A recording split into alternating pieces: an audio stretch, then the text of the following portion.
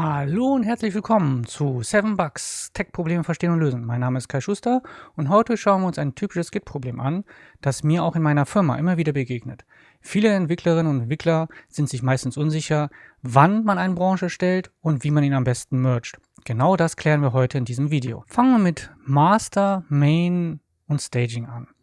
Master und Main, GitHub macht meistens Master, GitLab macht meistens Main. Das ist der erste Branch, der in der Regel erstellt wird, wenn man ein neues Projekt in GitLab oder GitHub erstellt. Bei einem Projekt ist es aber meistens so, dass man nicht nur Main oder Master hat, sondern vielleicht auch noch Staging oder Develop. Das ist in der Regel so, dass Main oder Master in diesem Fall immer das Produktivsystem ist oder das Live-System und Staging oder Schrägstrich Develop meistens immer das Staging-System, also das System, wo der Kunde die Projekte oder das Projekt abnimmt oder die Features abnimmt. Was ihr hier jetzt seht, ist ein GitLab-Repository. Ich habe hier einfach mal angefangen, habe hier einfach 2 Dateien einfach schon mal hochgepusht, das ist nicht sehr viel. Und wir haben nur einen Main-Branch. Ich zeige euch mal gerade, wie man das in GitLab einen neuen Branch erstellt. Da geht man in der Regel hier auf das Pluszeichen, klickt auf New Branch, dann wählt man hier aus welchem Branch einen neuen Branch erstellen soll. Ich nenne es jetzt mal Staging. Hier bitte immer, das werden wir auch gleich sehen, immer jeden Branch aus dem Main erstellen. Bitte niemals aus einem anderen Branch, Beispiel Staging, einen neuen Branch erstellen. Also wenn ihr ein neues Feature habt, immer aus Main oder Master erstellen. Ich klicke jetzt hier auf Branch erstellen. So, und was man jetzt sieht, er switcht hier direkt um in Staging und hier sind die gleichen Dateien vorhanden wie unter Main. Das sind dieselben. Das kann man sich auch nochmal schön angucken, indem man hier links auf Commits klickt. Sieht man auch nochmal, hier in Main hat man diese beiden Commits. Das hier vorne sind die Commit-IDs. Und wenn ich jetzt hier auf Staging klicke, habe ich dasselbe. Die beiden Commits mit denselben Commit-IDs. Die beiden Branchen sind nun identisch. Ihr habt gerade gesehen, wie man unter GitLab einen neuen Branch erstellt. Nun zeige ich euch, wie man das Ganze auf der Konsole macht. Dabei ist es egal, ob das auf dem Windows, Mac oder Linux-System ist. Es ist immer wieder das gleiche Vorgehen. Erst schreibt man Git, dann Checkout und dann B für neuen Branch, wo er dann auch gleichzeitig in den Branch wechselt. Dann ist es in der Regel so, dass man sagt, okay, was ist es, ein Feature-Branch, ist es ein Fix, also ein Bug-Fix-Branch oder was auch immer. Das sind so Commit-Typen. Ich sage jetzt mal, das sind so Conventions-Spezifikationen, die gang und gäbe sind. Manche Firmen machen das halt anders. Wir haben uns jetzt darauf geeinigt, dass wir den Standard beibehalten, bei uns in der Firma zum Beispiel. Und ich bin da auch ein sehr schöner Freund von, deswegen würde ich das vorschlagen, dass ihr das auch so verwendet, damit ihr immer weiß, okay, ist es jetzt ein Feature, ist es ein Bugfix oder was auch immer. Und dann in der Regel, was ich dann gerne mache oder was wir dann auch in unserer Firma gerne machen, sind dann meistens so die Nummern von Jira zum Beispiel, also die Ticketnummern. Also ich nehme jetzt einfach mal irgendeine Nummer, da schreiben wir die Nummer rein, damit wir wissen, okay, es gehört zu diesem Ticket und danach schreiben wir kurz, was ist das genau, also was ist da kurzer Inhalt in diesem Branch und dann sagen wir kurz New Headline zum Beispiel. Nicht Headling, Headline. So, New Headline. Natürlich kann man jetzt auch hier hingehen und sagen, okay, wir machen da auch noch ein Minus rein. Das ist, glaube ich, aber ziemlich frei. Also, wie gesagt, Hauptsache, ihr schreibt da was rein, dass es irgendwie stimmig ist, damit ihr es jedes Mal wieder erkennt. Und dann, von wo aus ihr den Branche stellen wollt. In der Regel, hier auch nochmal, immer von Main oder Master, nie von Staging, sondern immer von Main oder Master. So, und wenn man jetzt Enter drückt, sagt er hier, neuen Branche erstellt, Feature, und hier sieht man auch direkt in Visual Studio Code, ich habe hier auch direkt gewechselt in den neuen Branche rein. Das heißt, wenn ich jetzt hier Git Status mache und gucken möchte, wo ich gerade mich befinde ich mich hier in den Feature Branche. Wenn wir jetzt das Ganze mal uns angucken in GitLab nochmal und ich starte jetzt hier mal die Seite neu, werdet ihr hier diesen Branche nicht sehen. Das ist momentan alles bei mir lokal. Das heißt, was ihr jetzt da alles in diesem Branche macht, hat keine Auswirkungen auf irgendwelche anderen Branches, die online sind. Das heißt, ihr könnt jetzt gerne so viel experimentieren, ändern, was auch immer. Es bleibt bei euch lokal. Wenn wir jetzt hier hingehen und ich sage jetzt einfach mal, okay, ich mache jetzt eine neue Headline. Ich mache jetzt hier einfach, ich nehme jetzt einfach die Headline 2. So. Und sage jetzt hier einfach Sub-Headline. Ist ja egal. So, Sub-Headline. Wenn ich jetzt einen Git-Status hier mache, sieht ihr direkt so, okay, hier ist nichts, okay, ich habe vergessen zu speichern. So, jetzt aber, hier sieht ihr direkt so, okay, hier gibt es eine Datei, die wurde modifiziert und die kann ich jetzt hochpushen. Ich zeige euch jetzt nicht, wie man das wieder rückgängig machen kann oder wie auch immer. Das steht ja auch da, wie man es rückgängig machen kann, die Datei. Heute gehen wir nur darauf ein, was Branches betrifft. Um diesen Branch jetzt auch online oder remote zur Verfügung zu stellen, kann man Git Push schreiben. Da wird uns aber jetzt Git eine Fehlermeldung schmeißen. Und zwar sagt er, okay, ich würde das ja gerne machen, Ich kann es nur nicht, weil ich nicht genau weiß, wo ich das zuweisen soll. Um das erstmalig zu machen, bietet der auch hier einen Vorschlag vor, wie man das machen könnte. Und das kopiere ich jetzt einfach mal und füge das einfach hier ein. So, das heißt einfach git push, set upstream, origin ist meistens immer remote und dann feature und dann genauso wie jetzt bei mir das lokal heißt. Und wenn ich das jetzt mache, muss ich jetzt mein Passwort eingeben, wird das Ganze online erstellt. Hier sieht man jetzt auch ganz schön, neuer Branch wurde erstellt, so heißt der Branch und das zeigt jetzt auch momentan auf meinem lokalen Branch. Und wenn ich jetzt nochmal online hingehe, die Webseite lade, seht ihr hier, gibt es den neuen Branch. Der ist auch vorhanden und der sieht genauso aus wie der Main Branch. Komplett identisch, genau dasselbe, was ich eben mit dem Staging Branch gemacht habe. So, jetzt ist es natürlich so, jetzt hat man den Fall auch öfters, dass man gerne hingehen möchte und sagen möchte, okay, ich brauche den Branch nicht mehr. Online nicht mehr, remote nicht mehr und auch bei mir lokal nicht mehr. Was man jetzt machen kann, den Branch löschen. Entweder in GitLab oder hier drinnen. Es gibt zwei Möglichkeiten. Ich zeige euch die Möglichkeit, wie ihr das hier machen könnt, weil in GitLab einen Branch zu löschen ist eigentlich super einfach. Deswegen zeige ich euch das jetzt hier. Was ihr dafür machen müsst, ich bin jetzt hier, wenn ihr nochmal guckt, ich habe ja gerade Git-Status gemacht. Vorher, das ich mache, werde ich jetzt erstmal ein Commit -a-m. A ist für alle Dateien, also add die Dateien, die sich geändert haben, für Message, eine Nachricht. Hier ist es vielleicht auch ganz gut, dass man jedes Mal auch nochmal die Ticketnummer schreibt und genau, was ihr getan habt. Git commit. Und wenn ich jetzt einen Git push mache, wird das Ganze auch in diesem Branch committed. Ich zeige das jetzt gerade nochmal ganz kurz. Und zwar, wenn ich jetzt hier unter den Commits reingehe und hier meinen Branch auswähle, seht ihr meine Nachricht. Ich kann jetzt hier sogar draufklicken und ich kann jetzt genau sehen, was hier geändert worden ist. Dafür ist zum Beispiel die Web-Oberfläche wieder ganz gut. Jetzt will ich den Branch löschen. Da geht man in der Regel hin. Ich sage jetzt git branch -d für delete, also lösche meinen Branch und dann schreibe ich hier den kompletten Pfad von meinem Branch. Der wird jetzt meckern, weil ich mich genau in diesem Branch befinde. Wenn ich den lokalen Branch löschen möchte, darf ich mich nicht in diesem Branch befinden. Dafür wechsle ich jetzt den Branch. Das geht auf der Konsole auch ganz einfach. Git checkout und ich sage jetzt Main. Und jetzt wechsle ich den Main Branch. Ihr seht jetzt hier auch, dass ich jetzt hier nicht mehr die zweite Headline habe, weil ich das ja noch nicht gemerged habe. Und wenn ich jetzt nochmal meinen Branch lösche, seht ihr hier Merge to das, also ist hier gemerged zu dieser Headline. Er hat den lokal gelöscht, aber ich muss aufpassen, remote ist der immer noch vorhanden. Wenn ich jetzt hier nochmal zurückgehe und hier in die Branches reingehe, seht ihr, ist der immer noch vorhanden. Also der Branch ist immer noch da. Um den jetzt zu löschen, auch online, gibt es Folgendes. Und zwar kann ich git push origin --delete und hier jetzt auch wieder den Namen. Also feature gap. Okay, der macht jetzt hier keine Autovervollständigung, weil ich den bei mir lokal schon gelöscht habe. Ich kopiere das erstmal ganz schnell. Git push origin und dann delete und dann der. So, was passiert jetzt? Fragt er wieder mein Passwort ab und der Branch ist jetzt gelöscht. Das heißt, wenn ich jetzt hier hingehe und hier nochmal neu lade, seht ihr, der Branch ist weg. Main und Staging sind weiterhin da, nur der Branch ist weg.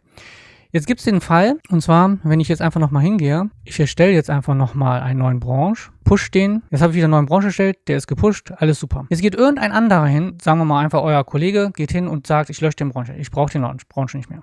Branch löschen. Hat er jetzt auf seinen Rechner gelöscht oder hier unter GitLab gelöscht, ist egal, er hat ihn gelöscht. Wenn ihr jetzt hingeht und ein Git pull macht, um die Sachen zu ziehen, wird das System sagen, Moment, das funktioniert nicht. Es geht nicht, beziehungsweise es gibt einen neuen Branch, warum auch immer, also das ist das Staging, aber die Referenzierung fehlt. Ich bin hier immer noch in der Headline drin, aber die Referenzierung fehlt. So, das heißt, er hat online keine Referenzierung, den Remote nicht mehr. Wenn ich jetzt hingehe und sage, okay, dann push das nochmal, dann wird er das auch nochmal pushen. Das heißt, ich habe den jetzt wieder online erstellt. Das ist aber vielleicht nicht das, was wir wollen, weil wir wollen ja höchstwahrscheinlich auch sagen, wir löschen den Branch auch bei uns. Das heißt, wir wollen, dass bei uns alles sauber ist. Git pull. So, nichts da. Ich wechsle jetzt wieder einen Main Branch und sage, lösch mir bitte meinen lokalen Branch. Wenn ich jetzt Git Branch aufrufe, sehe ich, hier gibt es noch irgendwie einen Test Branch, das ist, was ich getestet habe. Aber hier kann man es auch sehr schön sehen. Hier sieht man jetzt ganz viele Branches noch. Also man sieht hier meinen Test Branch noch, man sieht hier Test Branch noch irgendwie in Origin, man sieht den Feature Branch noch.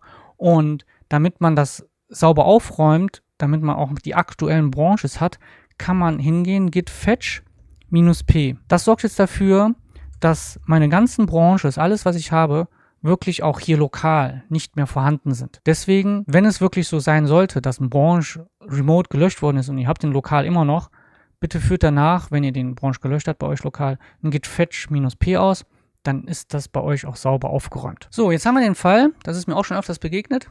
Wir haben einen Main Branch, wir haben einen Staging Branch. Und die Entwickler denken sich, ja, ist ja einfacher, wenn ich einfach meine Änderungen in Main Branch reinmache und dann mache ich die gleiche Änderung dann auch nochmal in Staging, ohne einen neuen Branch zu erstellen. Das ist nicht schön. Ich würde euch das jetzt einfach mal demonstrieren, wenn ich jetzt zwei neue Branches erstelle. Und zwar gehe ich jetzt hier hin und erstelle einfach unter GitLab mal ganz schnell 2 neue Branches. Ich nenne den jetzt einfach mal Master A und ich erstelle noch einen weiteren Branch, Staging A, auch von Main. So, das heißt, die beiden Branches sind identisch. Wenn ich jetzt wieder zurückgehe, Git Pull mache, kriege ich meine beiden Branches hier auch rein und kann dahin auch reinwechseln. So, jetzt gehe ich folgendermaßen hin.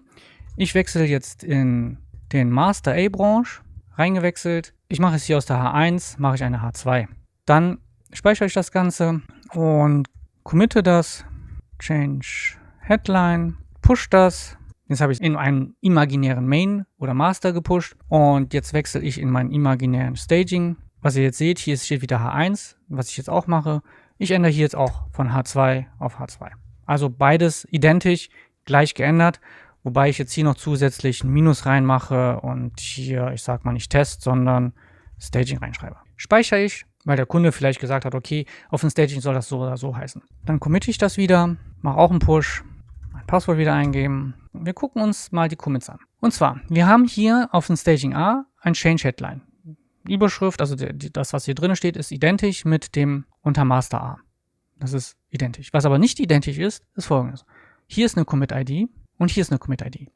Und diese beiden IDs sind schon nicht identisch. Und wenn man jetzt hingeht und versucht, Staging, was man eigentlich sowieso auch nicht machen sollte, Staging in den Master-Branch zu mergen, wird es einen Konflikt geben. Und zwar gehe ich jetzt mal hin und sage git checkout master, git merge staging A hier reinmachen.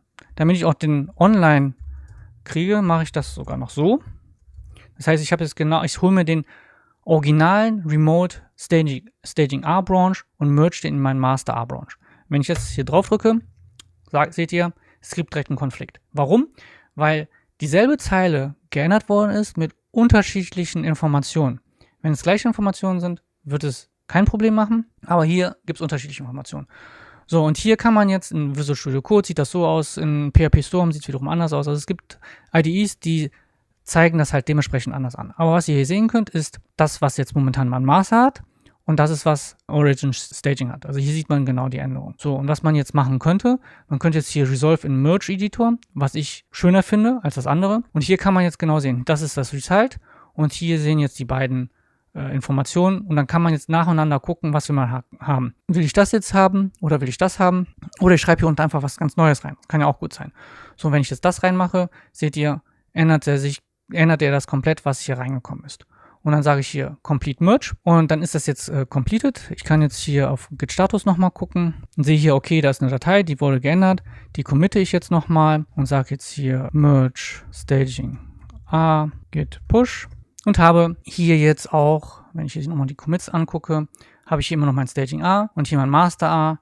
Und mein Master A sieht man, habe ich jetzt auf jeden Fall nicht hundertprozentig die ID, die hier vorliegt, mit der B46. Wenn ich jetzt hier noch reingehe, B46 ist hier drin, aber hier ist auch noch gleichzeitig der Merge von dem hier. Deswegen habe ich jetzt hier 2 Commits, nicht nur einen. Aber ich habe jetzt alles identisch. Beziehungsweise das Staging A ist mit dem Master A identisch. Jetzt ist es natürlich so, wenn ich das Staging A nochmal reinmerge in Master A, gibt es keine Probleme mehr, weil Master A hat die gleiche Commit-ID wie Staging A. Deswegen funktioniert das hier. So, jetzt hat man natürlich den Fall, ja, ist alles schon gut, wenn das so logisch ist, dass die Branches unterschiedlich sein können und dass man Merge-Konflikt lesen kann. Aber was ist, wenn man jetzt wirklich sehr viele Änderungen hat, die man, ich sag mal, beim Major Update, zum Beispiel Typo 3 oder auch andere Major Updates, wo es sehr, sehr viele Änderungen gibt und der Kunde muss das noch abnehmen, aber es gibt jetzt auf dem Live-System Anpassungen oder Änderungen, die dann noch gemacht werden müssen vor dem Major Update, beziehungsweise das Major Update dauert, weiß ich nicht, 3 Monate oder 4 Monate, keine Ahnung, und in der Zwischenzeit gibt es halt weitere Änderungen. Diesen Fall gibt es häufig und dafür ist es aber trotzdem nötig, dass wir vom Main jedes Mal einen neuen Branche erstellen. Ich gehe jetzt hier mal in mein Main rein, mache nochmal ein Git Pull, alles up to date. Jetzt mache ich einen neuen Branch, Git Checkout -b. Ich nenne jetzt auch Feature Major Update 2.0 von Main. Jetzt habe ich einen neuen Feature Branch erstellt und bin auch reingewechselt. So, ich gehe jetzt hier hin und sage eine Headline 2, Den nenne ich irgendwie auch wieder Überschrift. Hier gehe ich hin und sage, okay, ich brauche jetzt auch noch einen neuen Style für die Headline 2. Ja, komm, mach das so. Speichern, Git Status. Hab da meine Anpassungen und sage hier Git Commit -a-m Major Update Git Push. Genau, da es ja das erste Mal ist, muss ich natürlich das wieder ausführen. So, jetzt ist es hinzugefügt. Das heißt online. Das ist natürlich fake, kein wirklich Major Update, aber ich hoffe, ihr könnt das nachvollziehen. Ich gehe jetzt hin und sage jetzt, okay, mein Major Branch soll jetzt in Staging reingemerged werden, weil ich habe ja jetzt meine Änderung und der Kunde soll das abnehmen. Gehe in mein Staging, mache ein Merge auf Origin, Feature und jetzt habe ich da meine Änderung und sage hier einfach Git Push. Jetzt haben wir den Fall, dass die Logs, also die Commit-IDs identisch sind. Einmal die auf dem Staging und einmal die in meinem Feature-Branch. Der Main-Branch weiß davon noch nichts. Soll auch erstmal so bleiben, weil das Major-Update ist ja noch nicht abgeschlossen und der Kunde hat es noch nicht abgenommen. Jetzt kommt der Kunde an und sagt, okay, ich hätte jetzt gerne noch eine Änderung auf meinem Main. Jetzt heißt es natürlich so, diese Änderung müssen wir dann natürlich auch auf dem Major mitmachen. Da ist es jetzt so, wir erstellen wieder einen neuen Branch, Checkout -b. Ich nenne ihn jetzt mal Fix, weil es muss was gefixt werden. Change Headline. Ich nenne es jetzt einfach mal Change Headline. Von Main. Jetzt habe ich meinen Branch und ich habe jetzt hier wieder meine Headline. Die ändere ich jetzt in H2 und benenne diese auch direkt um in Branch Changes. Das haben wir jetzt gemacht und gleichzeitig soll hier nicht 100 Pixel stehen, sondern 90, weil wir brauchen nicht so eine große Überschrift. Git Status sieht man hier jetzt auch wieder 2 Dateien, die sich geändert haben und sage Git Commit -a-m Headline and Style changed und habe die jetzt hinzugefügt. Mit einem Git Push sind die auch in diesem neuen Fix-Branch vorhanden. Ich wechsle jetzt nochmal ganz kurz, um das besser zu demonstrieren. Git Checkout Feature mein Major Update und ändere hier jetzt Branch, nenne den hier nicht Branch, sondern nenne den hier Big Headline. Und hier sind es nicht 100, sondern 99. Ihr könnt euch das vorstellen, dass es dann einfach wirklich auch andere PHP-Dateien sind oder JavaScript-Dateien, die wirklich nicht mehr hundertprozentig zusammenpassen. Ich gehe jetzt hier hin und sage jetzt hier auch nochmal Git Commit, Change Headline. Änderungen sind jetzt online. Jetzt habe ich einmal einen Hotfix oder einen Fix für den Master oder für den Main Branch und wir haben weiterhin Staging mit unserer Headline. Ich muss jetzt das Ganze noch in Staging mergen. Das mache ich jetzt auch gerade mal. Gehe ich jetzt hier nochmal Git Checkout Staging, Git Merge Origin Feature. So, jetzt habe ich es auch in Staging. Jetzt muss natürlich der Kunde diesen Hotfix auch nochmal abnehmen oder euer Projektmanager oder Teamleiter oder wer auch immer oder euer QA-Team muss diesen Hotfix oder Fix nochmal abnehmen. So, jetzt haben wir den neuen Branch mit den Änderungen und jetzt will ich das Ganze in Staging reinmergen. Aber bevor ich das in Staging reinmerge, macht es eher Sinn, das Ganze in meinen Major-Update-Branch reinzumergen. Warum? Weil ich möchte natürlich auch in meiner lokalen Entwicklungsumgebung, wo ich gerade dran arbeite, auch den Hotfix drin haben und nicht nur auf Staging. Kann man machen. Besser ist es aber wirklich in den eigentlichen Branch das drin zu haben. Dafür wechsle ich jetzt nochmal in den Feature-Branch rein und mache ein Git Merge auf Origin Fix Change Headline. Und was ihr jetzt seht, es gibt Konflikte. Einmal ein Konflikt bei der Index.html und einmal ein Konflikt bei der Styles CSS. Wir versuchen das jetzt zu beheben. Wir wissen ja ungefähr, okay, was ich in meinem Major Update alles schon geändert habe und was jetzt irgendwie bei dem Hotfix vielleicht dazugekommen ist. Und hier sieht man jetzt, bei dem Hotfix wurde anscheinend die Überschrift geändert von H1 auf H2 und anscheinend der Text da drin und ich habe den Text jetzt hier so geändert. Wenn ich jetzt nur den Button hier drücke, Accept Incoming, wird er nur das übernehmen und nicht diese zweite Headline, die ich hier für das Major Update zum Beispiel gebraucht habe. Ich zeige euch jetzt eine Möglichkeit, wie ihr das in Visual Studio Code lösen könnt. Ich kopiere das jetzt von hier oben, mache eine neue Zeile und kopiere das hier auch und habe das dann auch da drin. Und jetzt kann ich hier einfach Complete Merge machen und ich habe beide Änderungen schon mal hier drin. In der Style CSS sehe ich auch, gibt es einen Merge-Konflikt. Da gibt es auch die Möglichkeit, das genauso machen wie gerade eben. Oder ihr geht halt hin und sagt, okay, ich kopiere das, sage Accept Incoming auf der Seite und füge das hier unten hinzu. Bei PHP Storm ist es teilweise sogar noch besser. Da gibt es für jede Zeile irgendwie so Buttons, Pfeile, um die dann einfach rüber zu kopieren, ganz schnell. Dann muss man das nicht selber irgendwie kopieren. Merge Complete. Sage jetzt hier nochmal Git Status und schaue mir das an. Okay, diese beiden Sachen sind geändert. Dann mache ich hier ein Commit. Merge Fix to Major. In der Regel schreibt man hier natürlich ein bisschen mehr, ne? Also was das für ein Fix ist. Der Fix hat bestimmt auch eine Nummer. Da schreibt man dann hier rein. So, und dann pushe ich das Ganze. Genau, es ist reingepusht in meinen Major. Jetzt ist es natürlich noch nicht auf dem Staging. Das heißt, der Kunde möchte sich das natürlich angucken. Und dafür wechsle ich kurz in den Staging-Branch und merge mein Feature-Branch rein. Ihr seht, hier gibt es jetzt keinen Konflikt mehr, weil ich habe den schon in meinen Branchen, meinen lokalen Branchen, wo ich drin arbeite, die ganze Zeit behoben. Git Push, weil ich brauche keinen Commit mehr. Und jetzt ist das auf Staging. Jetzt könnt ihr natürlich sagen, ja schön, ist auf Staging, ein Kunde hat es abgenommen, aber ich möchte jetzt das auf ein Live-System haben. Ja, das ist auch kein Problem, weil euer Fix-Branche, also wo ihr den Bugfix gemacht habt, existiert genauso wie die Masterbranche. Das heißt, der habt ja von Masterbranche praktisch einen neuen Branche erstellt. Da ist es jetzt so, dass ihr keine Probleme habt oder auch keinen Merge-Konflikt haben werdet. Das heißt, ich wechsle jetzt hier in den Git Checkout Main Branch rein und sage hier Git Merge Origin Fix. Ihr seht, es gab keinen Konflikt und ich sage jetzt hier einfach Git Push und die Änderungen sind live.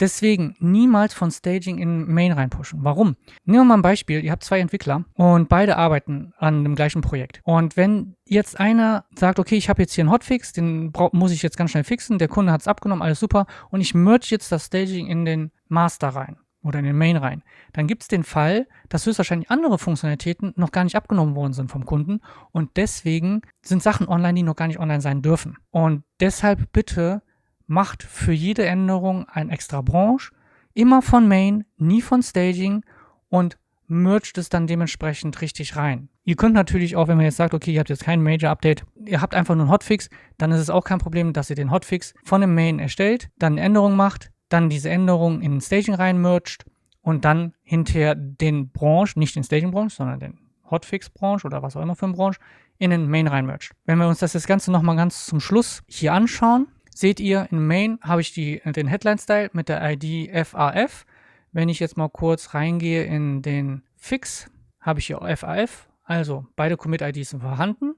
Da gibt es keine Probleme mehr. Und jetzt gucke ich mir das Ganze auch im Staging an. Da müsste es auch den FAF geben. Und da ist auch der FAF. Also hier ist auch der FAF. Und hier sind sogar noch die anderen Änderungen und der Hotfix. Das heißt, jetzt ist Staging natürlich etwas weiter vorne als der Main-Branch, aber diese Änderungen von dem Hotfix sind vorhanden. Was ihr in der Regel machen solltet dann, wenn der Hotfix da ist oder wenn ihr wirklich den Branch, den ihr neu erstellt habt, in den Main reingemerged habt, bitte löscht ihn auch danach wieder. Weil ansonsten habt ihr hinter hier ganz viele Branches. Keiner weiß mehr, welches ist aktuell, welchen brauchen wir nicht. Deswegen am besten könnt ihr das auch hier in GitLab machen oder halt GitHub oder wie gesagt auf der Konsole.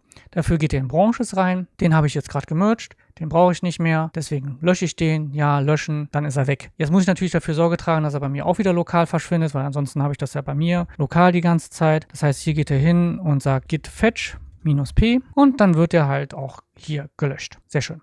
Fassen wir nochmal kurz zusammen. Also, wir haben heute gesehen, wie ihr Branches erstellt, wie ihr mergt und wie ihr Merge-Konflikt löst. Wichtig dabei ist einfach nur, nutzt klare Namen. Mergt regelmäßig, also nicht nur einmal im Jahr oder so, und habt keine Angst vor den Konflikten. Wenn ihr im Team arbeitet mit 2, 3, 4, 5 Entwicklern zusammen, die am gleichen Projekt arbeiten und da gibt es dann Merge-Konflikte, setzt euch kurz zusammen, guckt, wie ihr das zusammen lösen könnt. Aber bitte erstellt nicht unterschiedliche Branches bei Staging und Master. Das muss immer identisch bleiben, vor allem die Commit-IDs. Wenn du aber noch andere Ideen hast oder andere Anregungen oder vielleicht hast du noch irgendwie Verständnisprobleme, lass gerne einen Kommentar da.